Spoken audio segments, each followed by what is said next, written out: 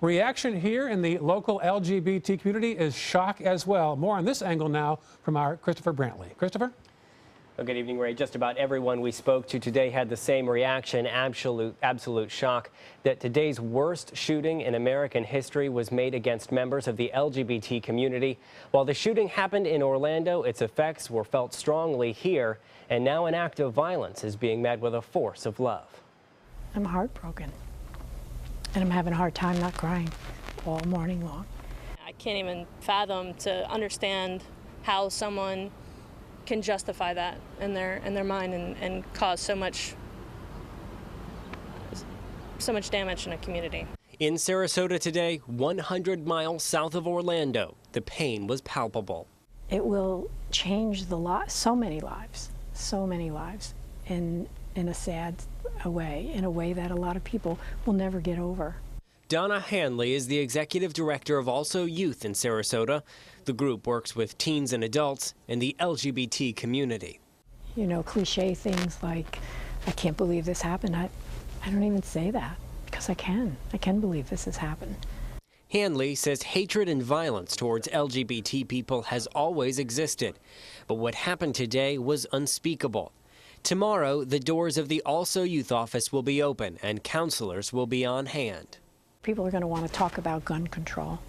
People are going to want to talk about, discrimination. And is this going to happen to me? Our youth, people have asked me already today, what are we going to do for the youth? What are we going to say to the youth? Another gathering will be held tomorrow night, a candlelight vigil here at 5 Points Park. I think it'll be a great space to gather and have everyone come out about 8 p.m. since sunset's around 8:30 and just kind of have a moment of silence to remember those that we lost in our community. Shannon Fortner is the founding president of the Harvey Milk Festival, whose namesake was killed at the hand of gun violence.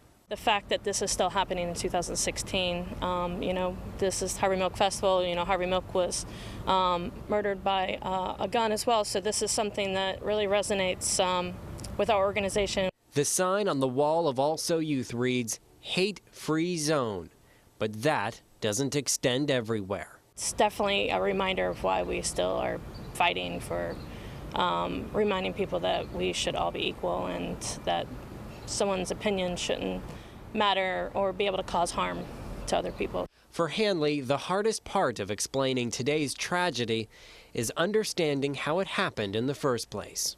I fear that there's people out there that are happy about this kind of hateful crime. And it disgusts me even that I think it. But I know because I've seen it.